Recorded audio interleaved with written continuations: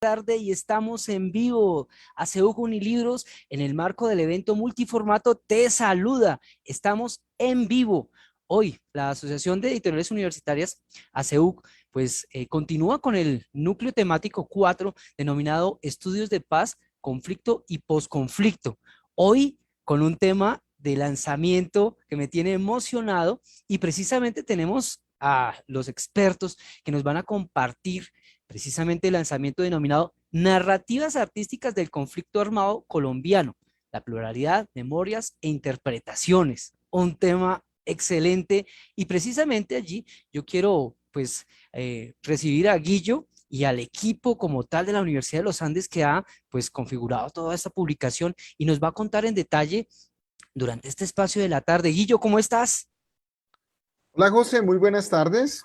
¿Cómo Un gusto estás? saludarte y encontrarte nuevamente en este espacio. Pues bien, como tú lo dices, aquí continuamos dando juicioso cumplimiento con nuestra agenda.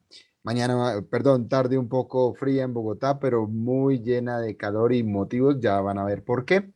Porque esta presentación es muy especial.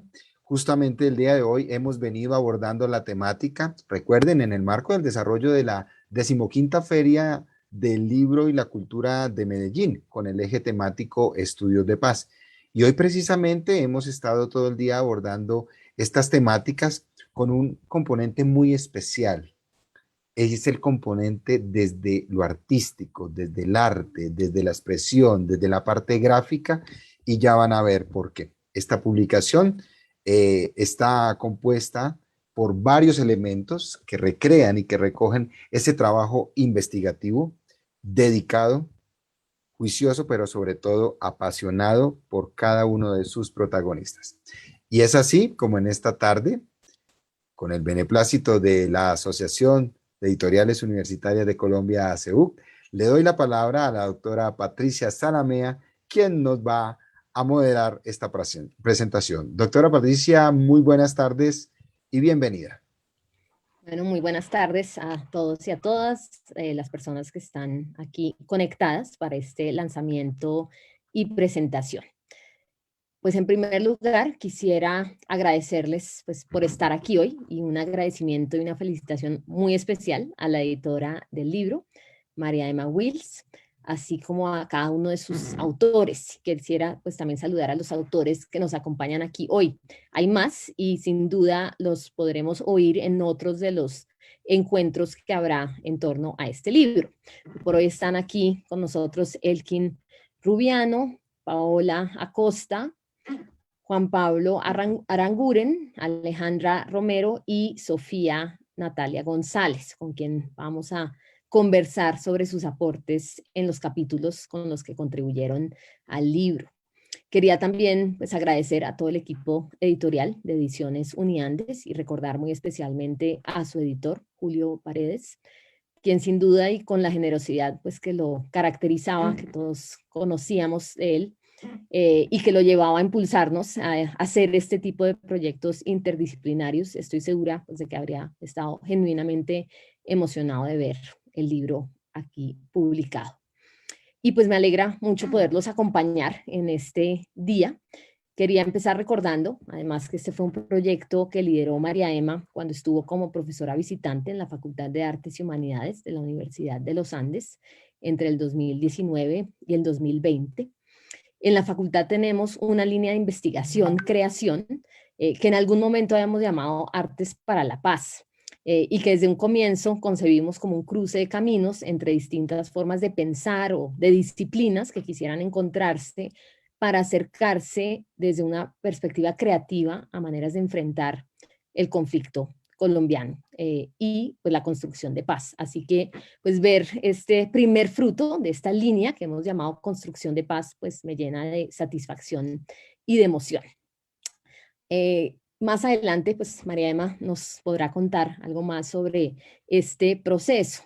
Y antes, de darles la palabra, tanto a María Emma como a los autores, quería resumir algunas partes, o las partes del libro, y subrayar un aspecto que me conmovió y me impactó particularmente. Voy a proyectar para ustedes, primero, para dar cuenta de la portada del libro y que todos la puedan reconocer, y también voy a estar proyectando algunas de las imágenes que guían las narrativas de estos capítulos, porque al fin y al cabo, pues ese es su factor tan particular, y es la forma en que entran las obras de arte y las imágenes en un sentido amplio a dialogar con nosotros como lectores del libro, y son pues el eje central alrededor del cual se construye el libro. Quería empezar pues también por la introducción de María Emma, ya la veremos en unos momentos, que realmente pues describe con la sensibilidad y la agudeza que la caracterizan el sentido detrás de hacer, digamos, todo esto. Da cuenta de esa fractura, digamos, del campo simbólico y cultural a la que ha llevado pues, el conflicto armado colombiano con todas sus consecuencias. Y al mismo tiempo, y este es el otro lado de la moneda, es el cómo las artes, en un sentido amplio, pues cumplen un papel primordial, no solo de reparación en el sentido tradicional, sino de interlocución, en donde las voces de las víctimas ocupan un lugar central, que creo que es uno de los ejes que conecta realmente las diferentes narrativas. Por un lado, pues usar o pensar desde el arte implica contar a veces lo indecible, desde un lenguaje que, como señala María Emma, tiene un poder especial en su mirada oblicua, es un término del artista Juan Manuel Echavarría, que es uno de los, digamos, también referentes continuos dentro del libro, y al mismo tiempo ofrecen otro lenguaje o gramáticas en los términos de María del Rosario Acosta, para abordar lo indecible o lo que tal vez no se podría confrontar de otra manera. También María Emma pues toma varios referentes para pensar, por ejemplo, de Svetlana Todorov, la relación o las diferentes formas de abordar la memoria literal, ¿no? En el sentido de lo que recordamos, pero no nos permite, o recordamos literalmente y no nos necesariamente nos permite enfrentar, ¿no?, lo ocurrido, o no nos da necesariamente un horizonte de futuro. Por otra parte están las memorias ejemplares, donde se enmarcarían las artes, que nos permiten tal vez comprender lo incomprensible, pero en un lenguaje que de nuevo se rehúsa a quedar simplemente clasificado de una sola forma. Y me gustaría oír después de María Emma cómo podemos enmarcar esto también en un contexto global e histórico de la posguerra, en el sentido amplio, después de la Segunda Guerra Mundial, desde donde también se desarrolla nuestra mirada actual. Estamos en la era del testigo, afirma María Emma, en donde el arte desarrolla una relación empática con las víctimas. Y la empatía, pues diría que es otro de los ejes de estos textos. También se ve en las voces y la participación de los autores. Y si bien el título no necesariamente lo hace explícito, diría que las víctimas, los espectadores, la comunidad cumplen, digamos, un papel primordial dentro de esta forma de interpelar finalmente la memoria. Y quisiera que volviéramos sobre este punto más adelante. El libro está dividido en 4 grandes partes o miradas. Cada parte hace referencia a un tipo de mirada. Algunas se articulan alrededor de diferentes medios que protagonizan en el libro: la fotografía, las expresiones artísticas de las víctimas y los museos de la memoria, de los que tanto se ha hablado en tiempos recientes. Y empieza con una perspectiva teórica en la primera parte, que se titula Una mirada desde la crítica y la historia del arte, en la que se encuentran también obras de excombatientes y víctimas y de artistas contemporáneos, digamos, muy reconocidos dentro de su trabajo por su relación también con el conflicto colombiano. El primer texto es de Elkin Rubiano, titulado Las cenizas y los rastros, la emergencia forense en el arte colombiano, que además cabe destacar fue el ensayo ganador del reconocimiento nacional a la crítica y el ensayo en el 2019, premio organizado por el Ministerio de Cultura y la Universidad de los Andes. Es un texto que realmente abre una serie de relaciones muy sugerentes con la mirada forense, es decir, con también la posibilidad de ver cosas que están ahí, pero que no necesariamente alcanzamos a ver. Y abre justamente con esta imagen producida por John Gerardo, un exmilitar, y su relato sobre el descubrimiento de un horno crematorio del Estado y el proceso mismo de creación de esta imagen. Luego pues, pasa a analizar 4 series de fotografías de Juan Manuel Echavarría. Esta es una de ellas, Silencio, que también es la portada del libro. Y las obras de Chavarría, para quienes las conocen, pues tienen esta constancia en unas, digamos, huellas materiales y una imagen de ruinas que también evoca de una, digamos, también forma muy sensible Elkin en este capítulo. También se ocupa de esta obra, Relicarios, de Erika Dietes, que va a ser también una de las obras del siguiente capítulo de Paola Elena Costa, titulada El lugar del arte en un mundo en conflicto, consideraciones intempestivas a partir de la obra de Erika Dietes, en la que aparece, digamos, el espectador, ¿no? Como también protagonista, así como la comunidad que participa en estas obras. Me llamó mucho la atención también la utilización de imágenes como esta. Uno suele ver en los libros de historia del arte la obra sola, como en la imagen que les mostré anteriormente. Y se ocupa pues también de, digamos, el rol político, el carácter político de estas imágenes, pero en un sentido diferente al que suele usarse o suele entenderse incluso en las obras de otros artistas. Se aproxima también a la noción de la memoria pública a través de estas obras que les muestro aquí, pues también en estas fotografías, en este capítulo que dan cuenta de nuevo realmente de su impacto y relación con los espectadores.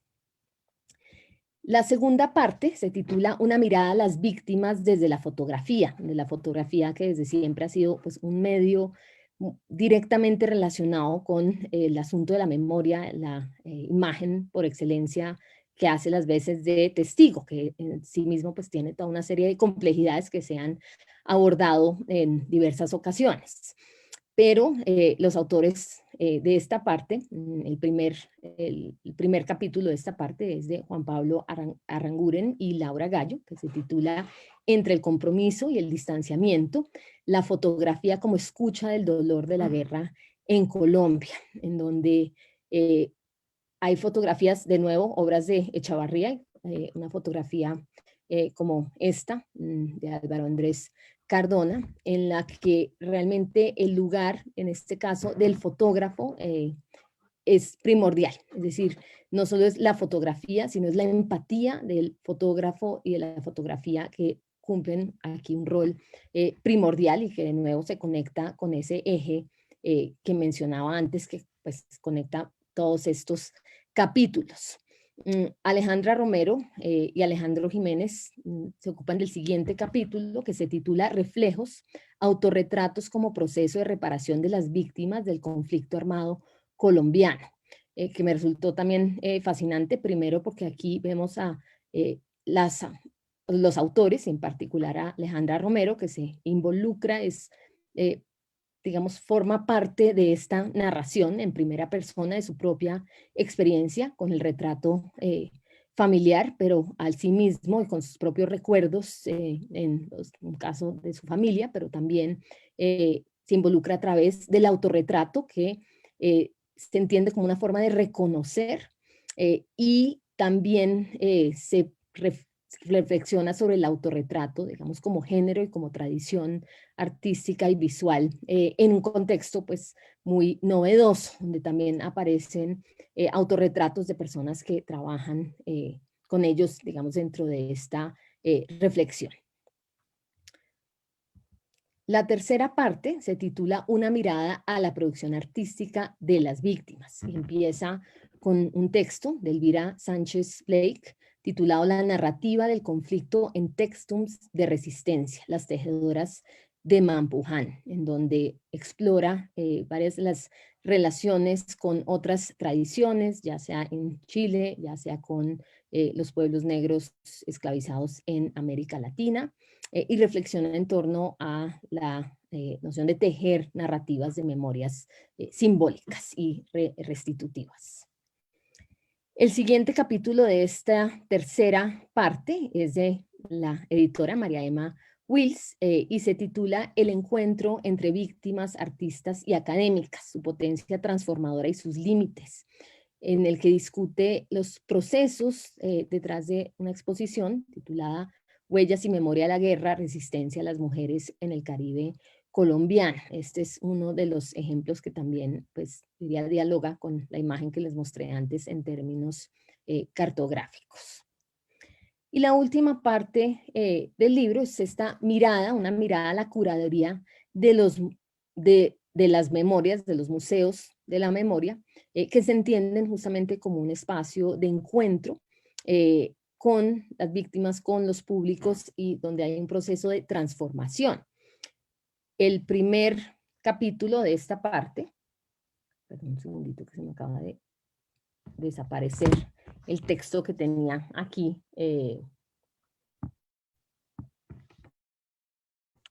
Perdón que se me está haciendo ahora. Ya, espero que estén viendo la imagen. Creo que les tengo que... Algo le pasó a esto. Voy a salir un segundito de las imágenes. Me acabo de perder la portada, perdón, un momentico. Estaba diciendo que este siguiente capítulo, ahora vuelvo a la imagen, se ocupa de una curaduría en particular, y es un capítulo escrito a 4 manos por los curadores Cristina Lleras, Sofía Natalia González, que está aquí hoy con nosotros, Juliana Botero y Claudia Marcela Belandi. Se titula Curaduría para la creación de significados, contribuciones para la reparación simbólica en el Museo de Memoria de Colombia.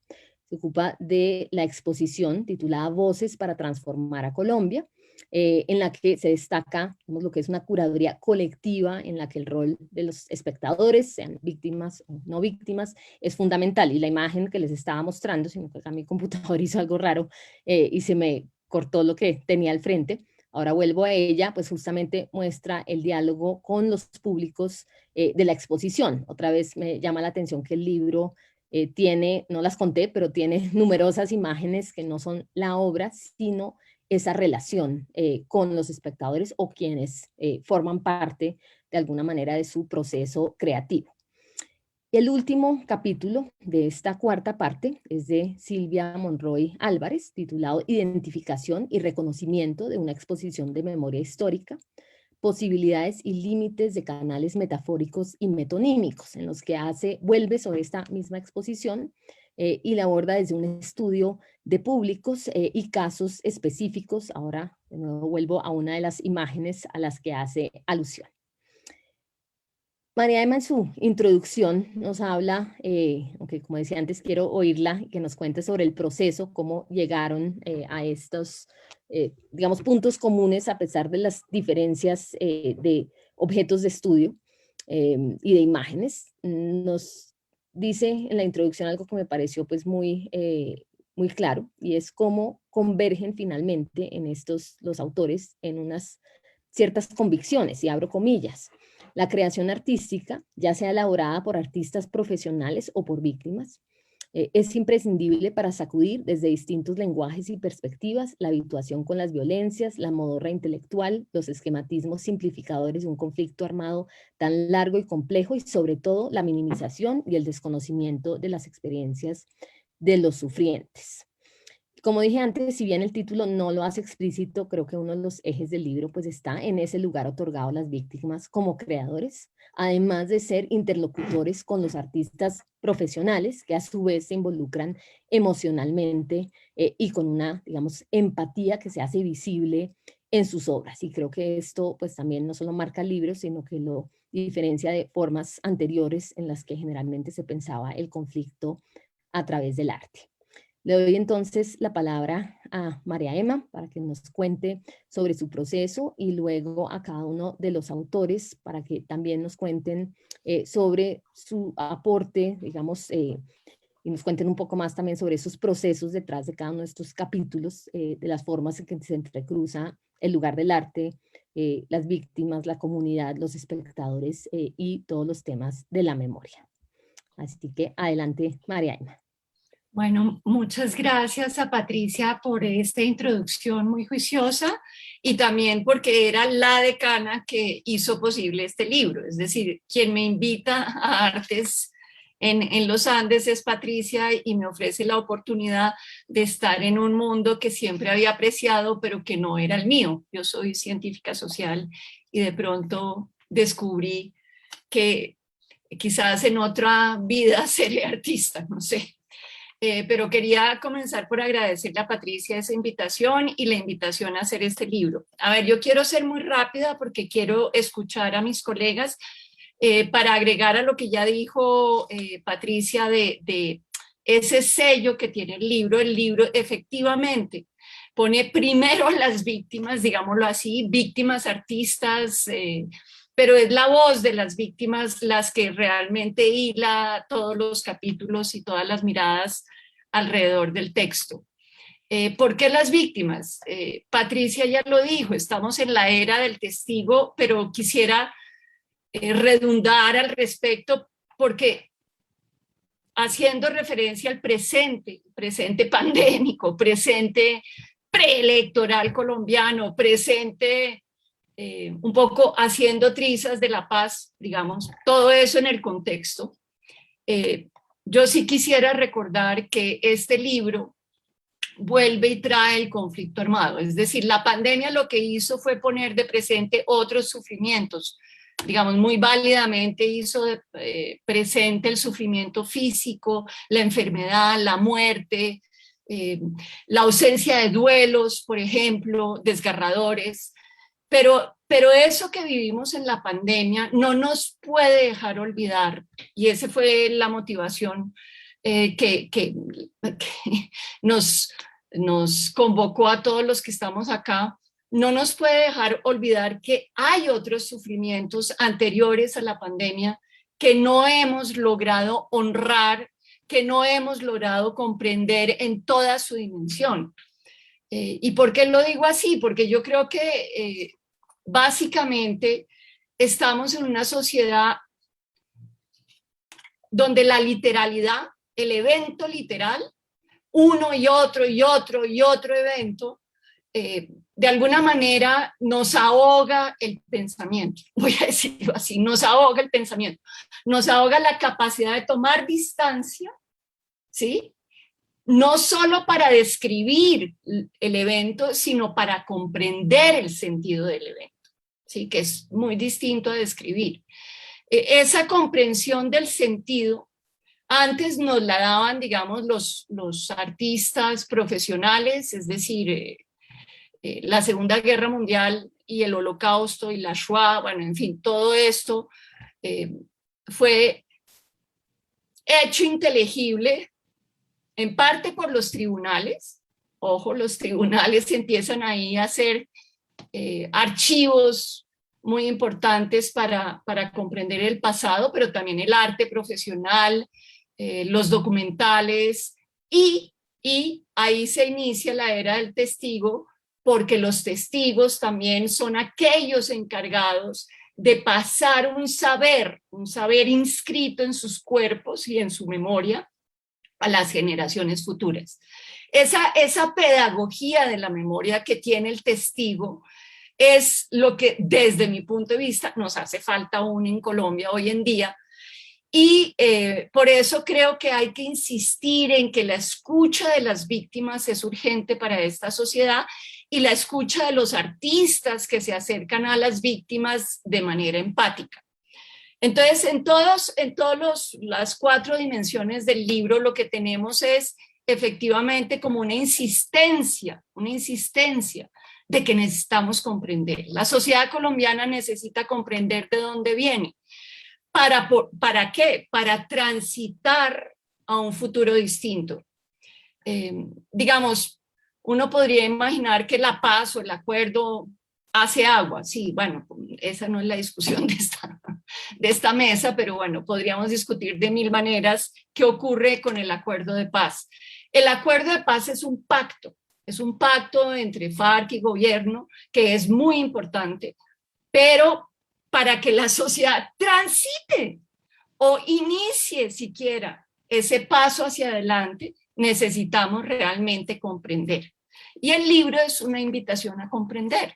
Entonces yo dejaría ahí porque creo que cada uno de mis colegas va a decir desde dónde aporta esa comprensión. Gracias, Mariana. Pues oigamos lo que son los más importantes de este día hoy. Pues si quieren empecemos en el orden del libro. Si quieres, Elkin, adelante. Yo les voy haciendo señas. Bien, buenas tardes. Muchas gracias, Patricia y María Emma. Yo creo que este libro que se está lanzando es muy significativo, tanto por el contenido, pero también la promesa, ¿no? Y es que abre una colección llamada Construcción de Paz y que se lance, pues, 5 años de cumplirse el acuerdo de paz entre las FARC y el gobierno. Yo creo que eso es muy importante, lo que acaba de decir María Emma, ¿no? Volver a traer aquello que la pandemia suspendió por un momento. Yo no voy a hablar tanto de mi texto, sino de pronto de algunas transformaciones. 2 puntos, como para ubicarnos un poco en relación con el arte y el conflicto armado, y es que esta relación es persistente en Colombia, lo que pues muestra ese carácter inseparable de la violencia junto con la historia de Colombia. No, casi que no hay un año que no se encuentre una obra significativa desde 1948 que dé cuenta del conflicto armado en Colombia. Sin embargo, a grandes rasgos hay unas transformaciones importantes. Tal vez hace 15 o 20 años se dio un giro con respecto al tratamiento del conflicto armado o el conflicto político en Colombia desde el arte, porque tradicionalmente son los artistas los que representan el conflicto y los que representan también a las víctimas. Y esta representación siempre se da desde una perspectiva muy lejana.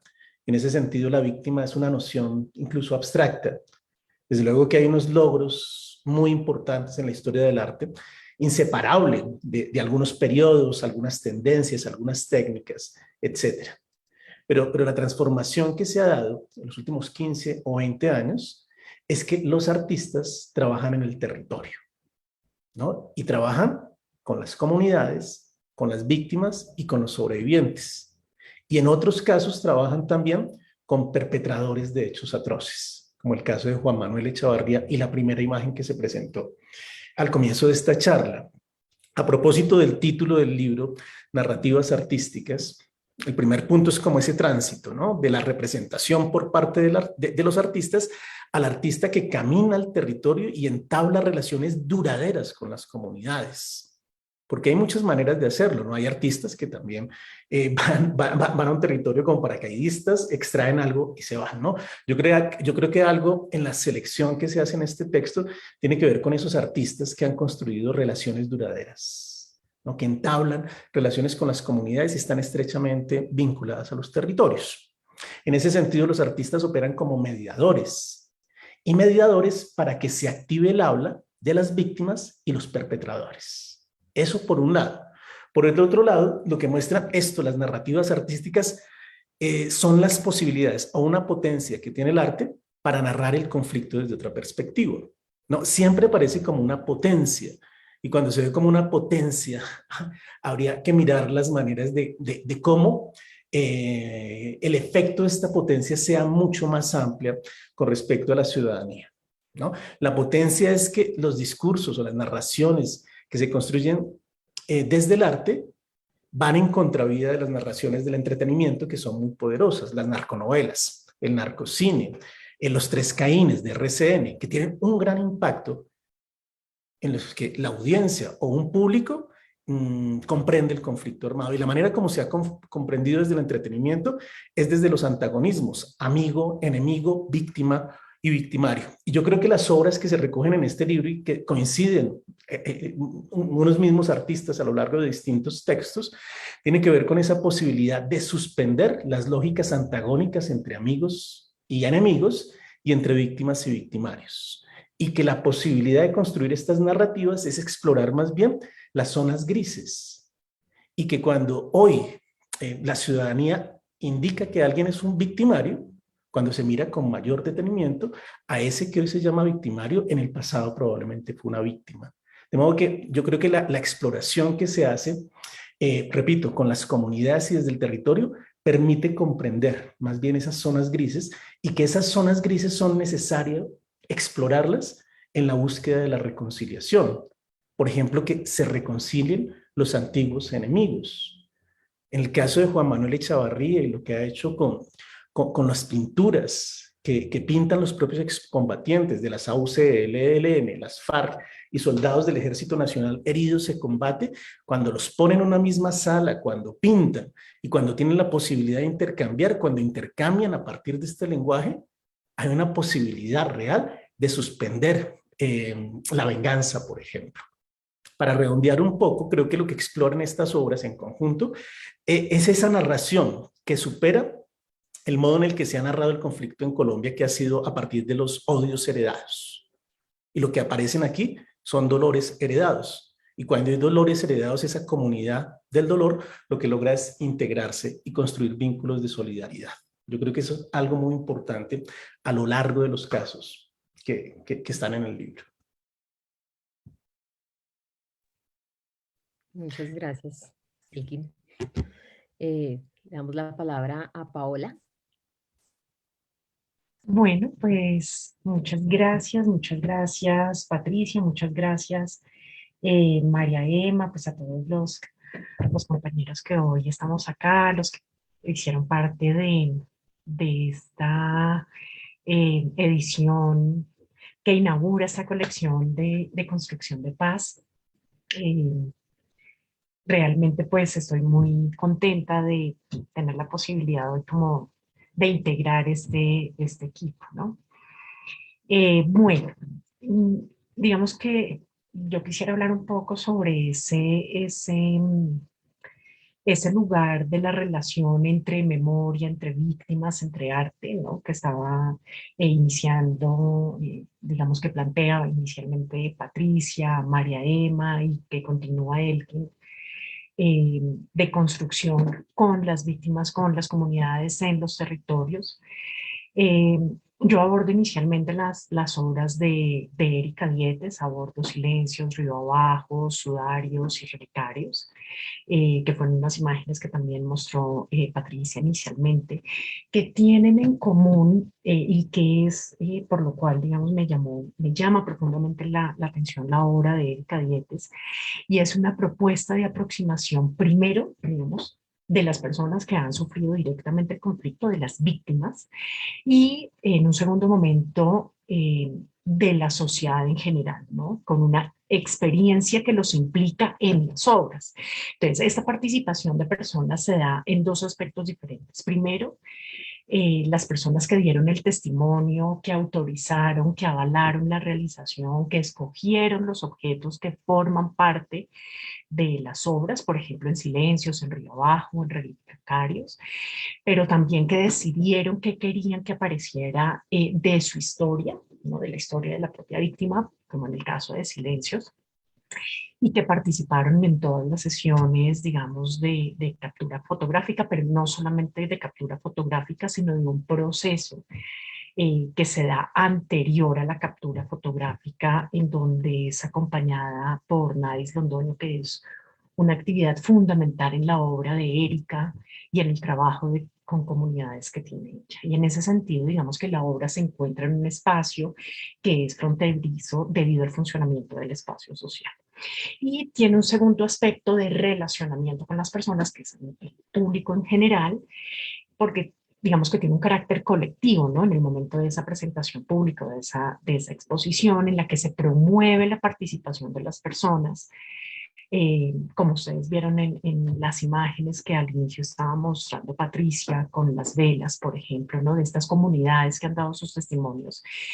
Y es importante porque Dietes señala que en primera instancia la obra es para las víctimas, ¿no? Porque van a encontrar en esta experiencia y en los objetos que la componen un lugar de expresión, como lo estaba contando Mariana Emma al inicio, que fue dado en el momento de la creación de la obra, pero también es un escenario para confrontar el duelo, ¿no?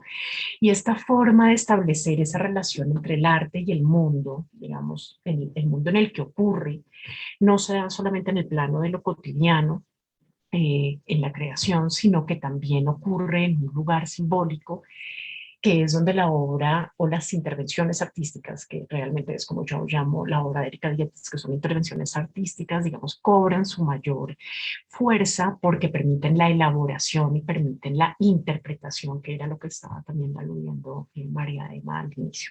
Es decir, en la instalación de la obra, de las obras de Erika, este hecho plástico va a devenir en acontecimiento y va a configurar una realidad poética en la cual, digamos, la guerra, la muerte, los ausentes, la memoria, el recuerdo de los dolientes van a cohabitar un espacio, digamos, en un presente y van a deconstruir, ¿no?, diferentes sentidos y discursos políticos que se han establecido. Entonces, digamos que este involucramiento tiene diferentes momentos y diferentes lugares. Primero, el de los testigos, ¿sí?, el del duelo, el de los vivientes que cargan con una memoria de los hechos y que participan activamente en la creación de la obra, y en un segundo momento el de los asistentes a las exposiciones, el de los asistentes a las intervenciones, que en muchos sentidos van a actuar como participantes de un ritual, ¿no? Y esos dos momentos van a consolidar en las intervenciones de Dietes, digamos, un espacio de conformación de lo político. ¿Por qué planteo esto? Porque la obra de Dietes es una obra que exige un desciframiento, ¿no?, que exige una interpretación, que exige una reflexión que va a conducir a una performatividad y a un posicionamiento frente a los acontecimientos que la obra misma está representando. Entonces, este carácter simbólico, digamos que pues es frecuente de todas formas en el arte, va a actuar como un cuestionamiento, va a actuar como una pregunta, ¿no? Tú ves esto que te estoy mostrando, sientes algo sobre aquello que te estoy mostrando, sabes qué significa aquello que estás viendo, ¿no? Digamos, y eso es muy importante porque se da en un entorno político y social donde preguntar o señalar este tipo de cuestionamientos va a constituirse como un acto inquietante frente al anestesiamiento y frente al silenciamiento eh, que se producen por diferentes medios, ¿no? Entonces, eh, digamos que esto constituiría también una acción de resistencia en la obra de Erika. Yo lo dejaría por acá para darle paso a mis compañeros. Gracias, Paola. Adelante, Juan Pablo. Muchas gracias y pues primero un gran agradecimiento a María Emma y a Patricia porque atreverse a proponer una línea de, editorial frente a estos temas era una tarea que creo que era necesaria en el país, que estaba en deuda de poderse empezar a desarrollar, y creo que este primer libro con el que se inaugura esta serie de textos que apuntan justamente a pensar la construcción de paz en Colombia desde una perspectiva muy interdisciplinar, pues era también indispensable. Y por supuesto, pues a María Emma por todo el esfuerzo que implica coordinar unos proyectos intelectuales, académicos, de escritura que son muy variados y diferentes. Y por supuesto, pues un saludo para todas las coautoras, para los coautores de este libro que nos acompañan también hoy, y también para quienes no nos pudieron acompañar. Yo, por ejemplo, les cuento que en este libro, pues hacemos junto con Laura Gallo, una colega psicóloga, un trabajo muy interesante centrado en un elemento que señalaba ahora Elkin, que me parece vital y en el que quisiera enfatizar. Y es que, dadas las condiciones particulares en las cuales los artistas terminan siendo de alguna manera los vigías de la ausencia, los acompañantes del duelo, quienes descienden, si se quiere, a ese mundo de lo cotidiano, en ausencia de otros profesionales u otras personas que tienen esa vocación y disponibilidad para asumir un acompañamiento sostenido en el tiempo, en el terreno y en relación con las víctimas y también incluso con los excombatientes. Los artistas terminan justamente asumiendo este rol, ¿no? En ausencia de otros profesionales, los artistas sí lo asumen, y lo asumen de una manera muy activa. Y entonces parte de lo que a nosotros nos interesaba preguntarnos, y que es una pregunta que yo llevo rastreando ya desde hace varios años, tal vez 11 años dedicado a preguntarme lo mismo, y es: ¿qué pasa en la experiencia afectiva, emocional y vital de quienes descienden a esa experiencia del acompañamiento? ¿Qué pasa con esos profesionales que deciden optar por un acompañamiento sostenido en el tiempo con la experiencia de la guerra y el conflicto armado, escuchando, atendiendo, reconociendo, representando, acogiendo o narrando las experiencias de las víctimas y los combatientes del conflicto armado colombiano? Y esa es un poco la propuesta que intentamos desarrollar en este artículo, un artículo que rescata la experiencia del fotógrafo Álvaro Cardona.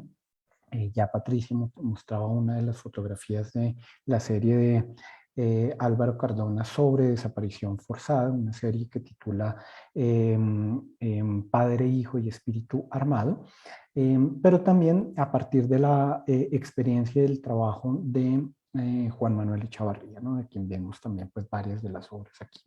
Pero lo que nos interesaba a nosotros, yo soy psicólogo, mi colega también Laura, pues somos los dos psicólogos, nos interesaba rastrear más un punto de vista de cómo se relacionan los profesionales, las personas, los artistas, en este caso un fotógrafo y un artista, con esas experiencias del conflicto y cómo hacen para gestionarlas en su propia vida, cómo hacen para descender al mundo de lo cotidiano e incluso mantenerse en el intento de hacerlo, porque no es una tarea fácil ni es una tarea necesariamente plenamente loable, aun cuando se produzcan materiales fotográficos, artísticos, relatos, incluso videos y otro tipo de piezas, pues descender a estas historias tan densas y cargadas de muchísimas historias dolorosas y tristes, pues no es una tarea realmente sencilla, que está tocando directamente la experiencia de la vida de los sujetos.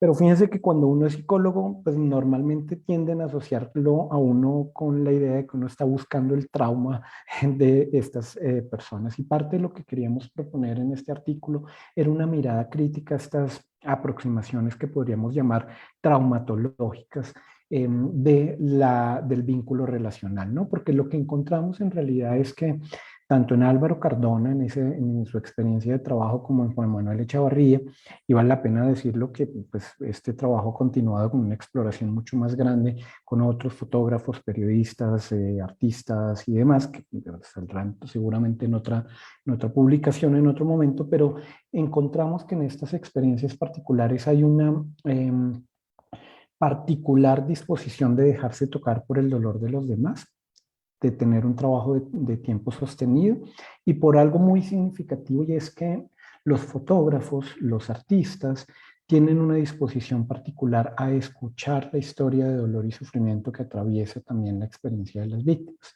Y esa disposición a la escucha es interesante, porque cuando uno piensa el campo de lo visual, pues piensa mucho justamente en la representación, en la imagen, en la fotografía, en la pintura. Pero esa pintura, esa representación, esa fotografía es producto de un ejercicio de escucha sostenido en el tiempo. Y por lo tanto, lo que a nosotros nos interesaba mostrar en el artículo con Laura es justamente cómo se construye una relación ética a partir del vínculo con la escucha, de escuchar al otro, de dejarse tocar, de ser invadido por los demás. Pero esto, fíjense ustedes que es muy interesante porque al mismo tiempo tiene un correlato, y es que el descender al mundo de lo cotidiano y dejarse tocar por el otro tiene como consecuencia evidentemente un alto grado de compromiso con el sufrimiento y el dolor de los demás, con las historias cotidianas de los demás, pero también tiene una correspondencia, si se quiere, con la propia salud emocional y el propio bienestar, que conlleva o que viene acompañado, si se quiere, por una necesidad en todo caso de toma de distancia, de distanciamiento, que se expresa justamente en la necesidad de poder continuar ese trabajo y no desfallecer en el intento, ¿no? Y cuántas veces, yo no sé si a ustedes les pasa, pues yo llevo un tiempo ya largo escuchando historias del conflicto armado colombiano, pero cuántas veces no nos hemos visto en la necesidad de tomar una distancia saludable, si se quiere, de los temas que trabajamos, de las entrevistas que hacemos, de los contextos, etcétera, pero no para alejarnos plenamente del tema o del evento, del contexto, sino para poder llegar con fuerzas recargadas a poder ofrecer una ayuda genuina, una escucha genuina o un acompañamiento en otro índole. Pues esto es lo que encontramos en la experiencia de Juan Manuel y de Álvaro, y es una experiencia que desciende a lo cotidiano, pero que en ese acto de descender aprende a escuchar de otro modo. Nuestro artículo, por supuesto, no es una reflexión sobre las tramas representacionales de Álvaro Cardona y de su fotografía, ni de Juan Manuel y sus silencios y su puesta en escena de los silencios en Montes de María, sino que es una apuesta para entender cómo esa representación está atravesada por un vínculo relacional en el cual tanto Juan Manuel como Álvaro son capaces de establecer un vínculo estrecho con el otro, dejarse tocar por el otro y luego sí preguntarse por la representación. Y por eso parte de lo que les queremos proponer como reflexión en este artículo, para quienes lo puedan leer y conocer, por supuesto, es una oportunidad para pensarnos de otro modo el ejercicio de la escucha, ¿no? Tal vez a veces cuando pensamos en el ámbito de la escucha recurrimos rápidamente a los psicólogos, a mis colegas, para preguntar cómo escuchar, pero tal vez deberíamos preguntarnos que los que han escuchado las historias del conflicto armado también, además de unos psicólogos y psicólogas profundamente comprometidas con el dolor humano, también hay otros profesionales que han estado allí acompañando, solidarios, pensando en cómo escuchar ese sufrimiento, ¿no? Y eso pasa por la experiencia de los artistas y los fotógrafos, pero también de los periodistas y los antropólogos forenses, pero también, por supuesto, de los actores de teatro que han prestado su cuerpo para representar también el dolor y el sufrimiento, pero también, y por supuesto, incluso de abogados comprometidos con la causa de los derechos humanos que han prestado también parte de su propia experiencia vital para el otro. Y también, como no, como María Emma, que como comisionada en su momento, como representante e integrante del grupo de memoria histórica, el Centro Nacional de Memoria Histórica, también prestó sus oídos, su talento y su capacidad de escucha para acoger esas experiencias y poderlas representar. Entonces, parte de lo que a nosotros nos interesaba era poner de manifiesto eso. Quisiera cerrar simplemente con dos reflexiones importantes, ¿no? Una que tiene que ver con que el acto de escucha que se desprende de todo esto pues nos confronta directamente con la necesidad de pensar la importancia que tienen estos profesionales en los contextos del conflicto armado y valorar su experiencia de otro modo, ¿no? No es cualquier experiencia, digamos, no es simplemente alguien que pone y extiende una mano para grabar una voz, sino que es una experiencia relacional construida y de manera sostenible. Y eso nos lleva entonces a pensar en esa primera reflexión el rol que tiene el artista, que es un rol, en el caso del conflicto armado colombiano, un rol que a mi modo de ver está oscilando entre una suerte de etnógrafo o etnógrafa y una suerte de terapeuta popular, ¿sí? Porque de alguna manera se confronta con unas herramientas básicas de escucha y de gestión del duelo que aprende, digamos, en el hacer. Y por el otro lado, en una necesidad de un trabajo de campo sostenido a la manera de un etnógrafo comprometido con su campo. Esa sería como la primera reflexión que quisiera proponer de lo que se desprende de esto. Y la segunda tiene que ver con una mirada crítica a esto, y es qué pasa con los otros profesionales que deberían estar también escuchando y siendo vigías de la ausencia y del dolor y del sufrimiento y que todavía no lo están. ¿Qué pasa con los psicólogos y terapeutas que están también, podrían estar allí también con un ejercicio sostenido en el tiempo, acogiendo el dolor y el sufrimiento, y que solamente los artistas y algunos y otros profesionales muy comprometidos han estado allí, pero nos hacen falta otros profesionales que también estén allí, que sean capaces de descender a esa experiencia de lo cotidiano y prestar su cuerpo, prestar su conocimiento, prestar su saber, para construir con el otro y no solamente para extraer como un conocimiento, como nos decía Elkin, que puede ser como esta mirada del artista más extractivo, que evidentemente no es ninguno de los que hemos querido, por supuesto, honrar aquí en este libro. Muchas gracias y nuevamente pues invitarlos a que puedan leer el libro. Gracias, Juan Pablo. Le doy la palabra a Alejandra. Bueno, buenas tardes a todos y a todas. Muchas gracias, Patricia. Muchas gracias, María Emma. Para mí es muy emocionante poder estar en este espacio y poderles conversar un poco sobre el texto que escribimos con Alejandro Jiménez. Es un texto que, como Patricia lo dijo, se llama Reflejos, autorretratos como procesos de reparación de las víctimas del conflicto armado. Y siento, digamos, como que el ejercicio que nosotros hicimos disloca o gira un poquito la mirada porque intenta hablar también de la enunciación propia como víctima y de las formas de representarse, de hablar de los dolores, de hablar de lo que sucede cuando los hechos recaen, si bien sobre el cuerpo propio o sobre el cuerpo de los seres queridos, amados y seres cercanos. En ese sentido, pues el objetivo básicamente de nuestro texto era poder mostrar, conversar, generar diálogos sobre los autorretratos como una posibilidad de experimentar, de observación propia, que permite de alguna manera u otra reafirmar, trabajar, transformar cotidianidades y formas de asumir el paso del tiempo. Y nosotros llegamos a esta pregunta justamente por como una experiencia personal que está narrada en el artículo, y quisiera contarles un poco de ello para que conocieran el contexto también de nuestro texto. Entonces, como les decía, el texto surge desde una experiencia personal que es la mía. Esta experiencia además está atravesada porque desde niña chiquita me fascinaba el ejercicio de ver el álbum fotográfico con mi familia, como sentarme con mi papá, abrir el álbum, ver como todo lo que está ahí, los recuerdos bellos, las cosas que sucedían incluso cuando yo no había nacido, como todos estos relatos que están alrededor de los álbumes e incluso los rituales que se generan alrededor de los mismos. La organización, lo que uno narra, lo que uno cuenta. Sin embargo, en estos textos, o más bien en estos documentos de memoria, había una foto muy particular o varias fotos de un personaje en particular sobre el cual no se hablaba. Y tiempo después descubrí que este personaje era mi tía.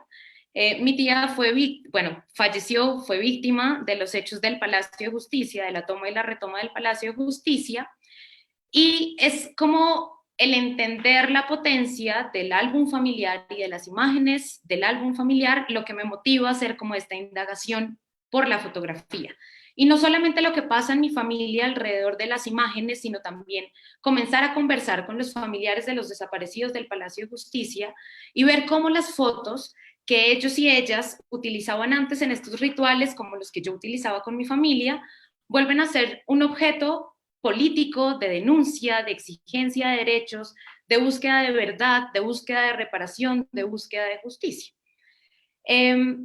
El caso de mi tía particular, pues es como a nosotros nos entregan los restos en el año 85, sin embargo, en el año 2016 nos informan que hay como algunas, quizás como, bueno, cosas que no podemos entender muy bien, pero parecía que nos habían entregado un cuerpo que no era el de ella. En el año 2018 nos entregan el cuerpo y en ese lapso nos informan que ella es dada por desaparecida. Y eso genera un montón de cosas en la familia, genera un montón de sensaciones, dolores, duelos, como un montón de cosas que van más allá, digamos, como del álbum familiar que da cuenta de lo que vivía la persona antes del palacio y lo que vive la familia cuando la persona ya no está, sino que se vuelve una necesidad de narrar lo que pasa por el cuerpo propio.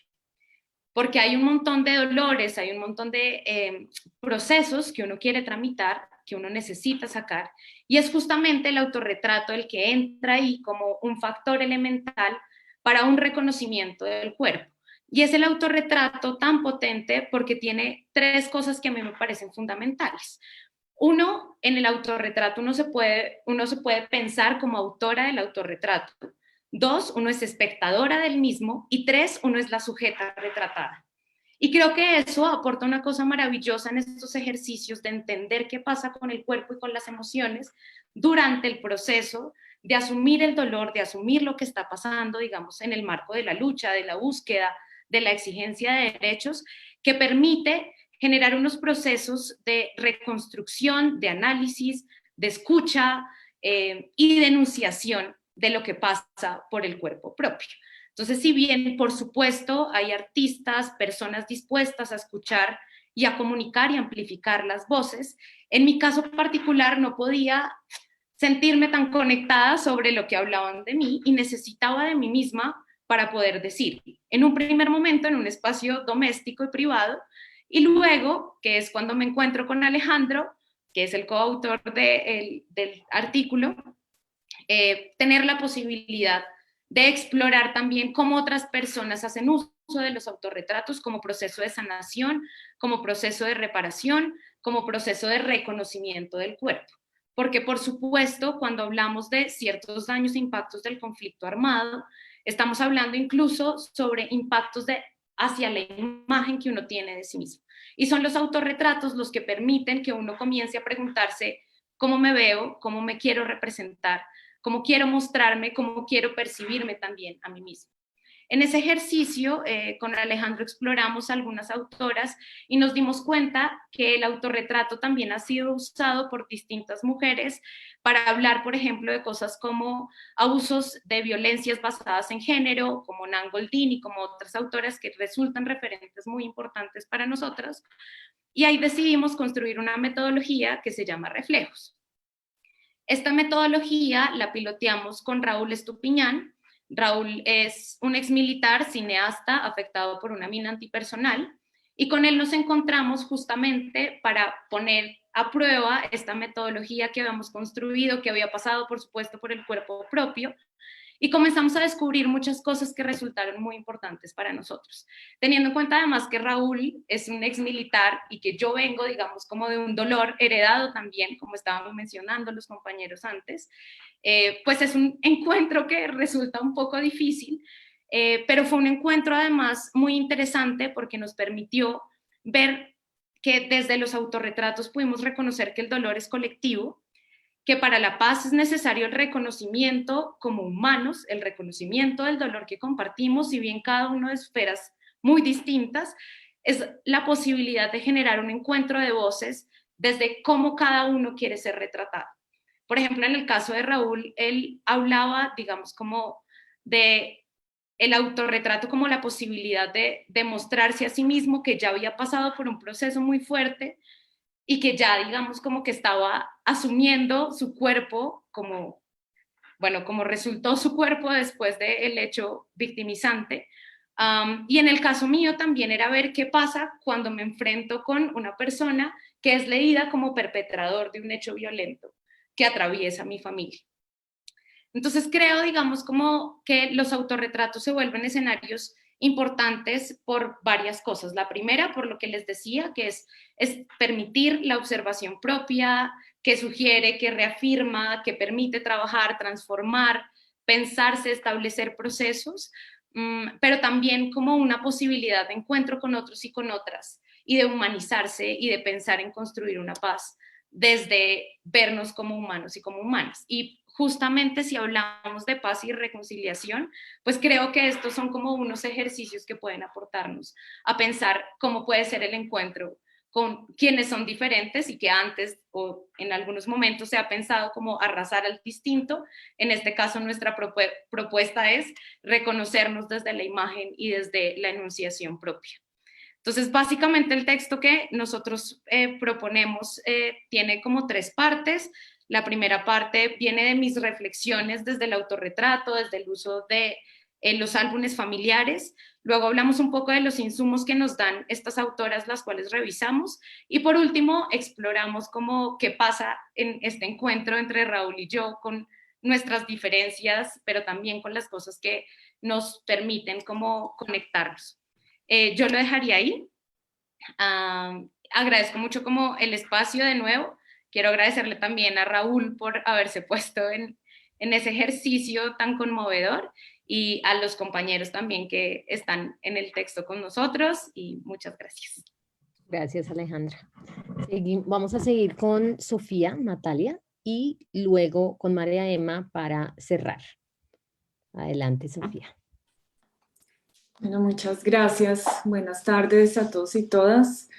De parte del grupo de coautoras, que somos 4, hicimos el artículo a 8 manos, Cristina, Marcela, Juliana y yo. Pues muchas gracias, María Emma, y muchas gracias hoy a Patricia. Este artículo, este capítulo dedicado a la metodología curatorial desarrollada para la exposición Voces para Transformar a Colombia, es una versión, digamos, traducida y revisada de un artículo que habíamos publicado en 2019 Y en ese artículo nuestra intención era, partiendo de nuestra experiencia como curadoras e investigadoras, reflexionar acerca de esa metodología curatorial, tratar de describirla y analizar cómo es que una propuesta museológica que era esa exposición Voces para Transformar a Colombia, que justamente se inauguró en su segunda versión en Medellín hace 3 años, en el marco de la Fiesta del Libro. La primera versión fue en la Feria del Libro aquí en Bogotá. Lo que queríamos era reflexionar críticamente acerca de las posibilidades y límites que un espacio museal, expositivo o curatorial puede ofrecer para la reparación simbólica. Comprendiendo la reparación simbólica, aquí digamos nos acogimos a una definición que plantea el proyecto de investigación de reparaciones simbólicas. Ellos proponen pensar esa noción de 2 maneras. Digamos, ellos afirman que no se puede separar la dimensión individual de la reparación simbólica, es decir, la satisfacción que debería conllevar una medida de reparación, con las medidas de no repetición. Entonces, usando esa idea, esa definición de qué sería la reparación simbólica, entramos a revisar el estudio de públicos, que es parte del, digamos, también está incluido en otro de los artículos, el de Silvia Monroy en el libro. Este estudio de públicos que se hizo tanto en Bogotá como en Medellín, nos permitió ver de qué manera si los públicos que estuvieron en esta exposición, de qué manera interpretaron, de qué manera se apropiaron de los objetos, las muestras museográficas, los videos, las fotografías, las distintas, digamos, los distintos componentes de la exposición. Es muy importante señalar aquí que la JEP en 2020 y 2021 emitió unos autos, los autos 058 y 714, en los que indicaron que, digamos, ordenaron medidas cautelares para proteger esta exposición, incluyendo la metodología curatorial, ¿sí? Esa metodología tuvo, digamos, tres elementos que a mí me parece importante resaltar acá, lo señalamos en el artículo. Por una parte, implicó el trabajo conjunto, multidisciplinar, interdisciplinar, transdisciplinar, con la experiencia de trabajo de más de 10 años del Centro Nacional de Memoria Histórica. Todos los componentes de esa exposición fueron hechos de la mano con los investigadores y con las organizaciones y víctimas con quienes esos investigadores trabajaban en el centro. También inspirándose o basándose en las metodologías que estos mismos investigadores y estas mismas organizaciones llevaban desarrollando para la construcción de memoria. Entonces, la curaduría, digamos, se inspiró y en muchos casos se juntó con las metodologías que ya se desarrollaban en el Centro de Memoria. Trabajo de campo, trabajo de cartografía social, entrevistas, en fin. Esa es una característica muy importante. Luego, en el momento de la creación de las piezas y la puesta en escena, también, si bien este equipo de trabajo fueron exposiciones pues bastante grandes, un trabajo de muchas personas, también implicó sentarse a conversar y concertar con miembros de organizaciones, con víctimas, acerca de cómo se iba a ver la exposición. Y por último, ya una vez la exposición estuvo abierta, y esa era la fotografía que alcanzó a mostrar hace un rato Patricia, mostraba un ejemplo de algo que fue muy importante en esta exposición, y es que pudimos contar con la presencia de muchas de aquellas personas que habían participado en el proceso previo, ¿sí? Entonces, esa fotografía que mostró Patricia era de un grupo de lideresas de la Comuna 13 que estaban retratadas, sus historias estaban retratadas en la exposición y ellas pudieron estar allí en la exposición y compartir con los visitantes. Muchos de quienes decían cosas que pues a uno le parece muy extraño que suceda, pero sucedió muchísimo, no podían creer que estas cosas de las que hablábamos en la exposición hubieran ocurrido. Y aquí entonces vinculo con un aporte muy importante que consideramos nosotras hace este artículo, y es resaltar cómo hay una labor que tiene el Museo de Memoria, que tiene todavía el Centro de Memoria, a la que aportó Voces para Transformar a Colombia y su curaduría, que es pensar ese tema de la no repetición. Eso, ¿cómo lo conseguimos? ¿Cómo conseguimos que la persona que visite una exposición en la que se están narrando, se están mostrando historias que son tan dolorosas, no se quede solo allí y pueda dar ese paso que mencionaba justamente María Emma al comienzo de este encuentro, pueda dar ese paso a la comprensión, ¿sí? Pueda estar en capacidad de que esa historia digamos que normalmente le va a tocar a uno las entrañas y la emocionalidad, que pueda dar el paso para vincular esa historia con otras historias, ¿sí? Con contextos más amplios que le permitan comprender, y con esa comprensión poder dar pasos para la transformación pues, que necesitamos, que le daba nombre a la exposición, y que, digamos, pone sobre la mesa la necesidad de seguir reflexionando acerca de qué se requiere en todas estas apuestas por la reparación, particularmente la reparación simbólica, todas estas apuestas desde lo artístico, la potencia que tienen para generar vínculos entre esas historias, esas memorias del conflicto armado y sus consecuencias, con la sociedad, los miembros de la sociedad que no han sido víctimas, en esa posibilidad del encuentro, de crear vínculos entre esas distintas experiencias, esas distintas vivencias. Puede estar el camino para que realmente un espacio como el Museo de Memoria, pues que todavía está en construcción, pueda aportar de una manera sustancial, real, pues a que transformemos a nuestro país. Básicamente eso, espero no se me hayan pasado como puntos que nos pusimos de acuerdo con mis compañeras para resaltar esta tarde de hoy. Muchas gracias de nuevo. Muchas gracias.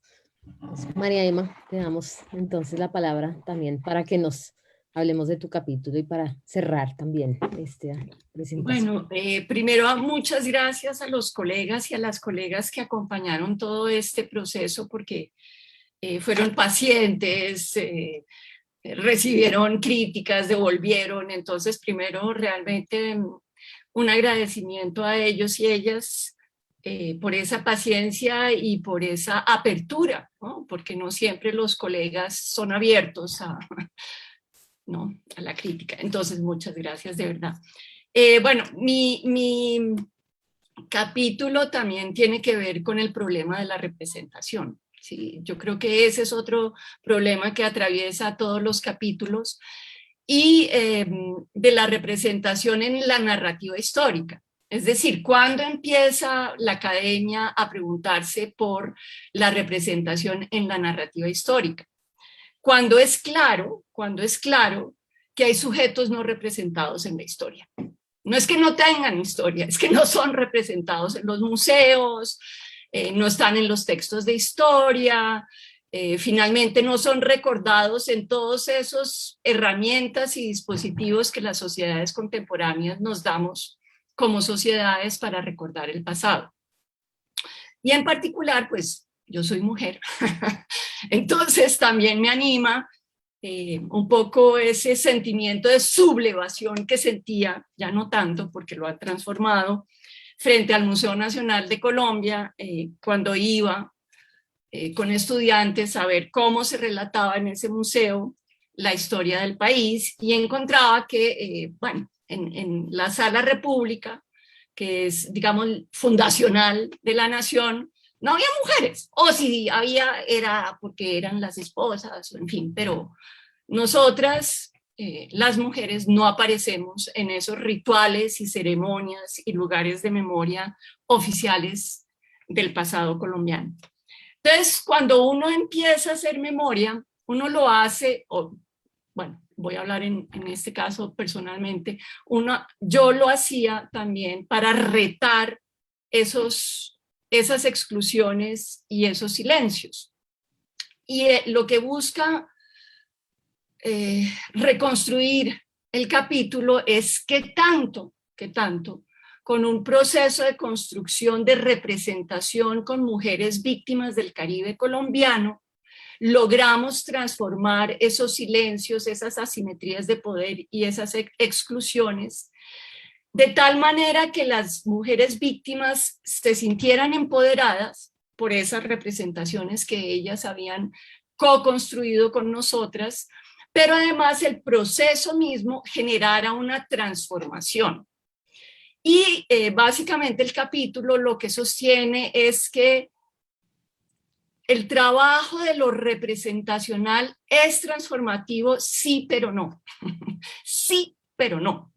Sí, sí transforma silencios, sí empodera a las víctimas, pero no logra, no alcanza a desencadenar procesos de transformación de poder estructural, si se quiere, en la que las vidas cotidianas de estas víctimas transcurren. Entonces voy a dar un ejemplo porque quizás suena un poquito raro lo que estoy diciendo.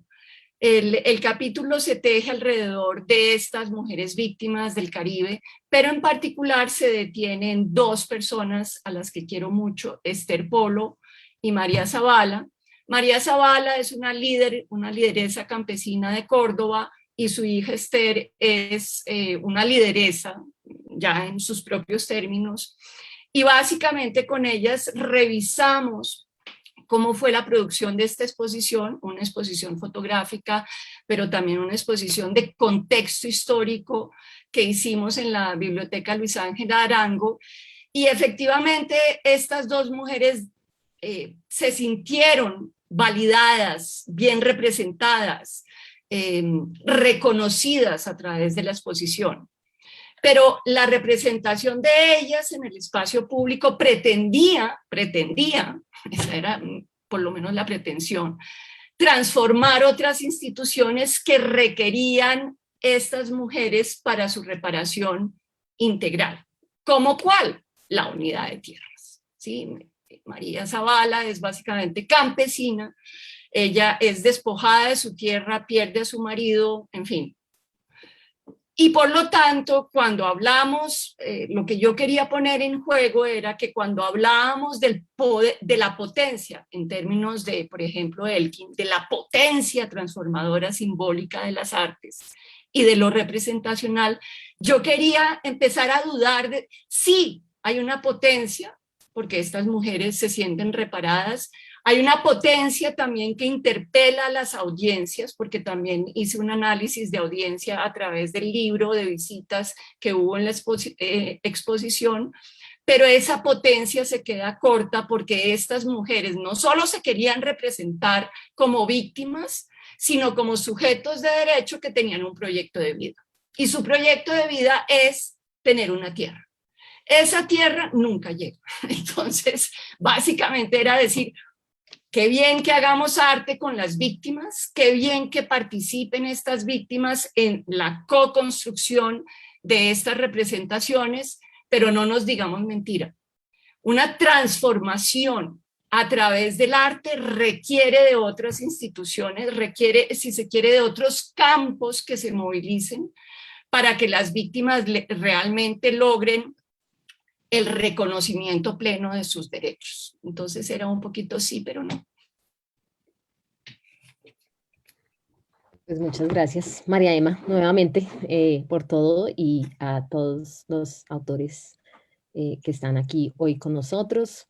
Sin duda, como dije antes, pues va a haber otros espacios también para continuar oyéndolos y también con quienes no estaban hoy aquí.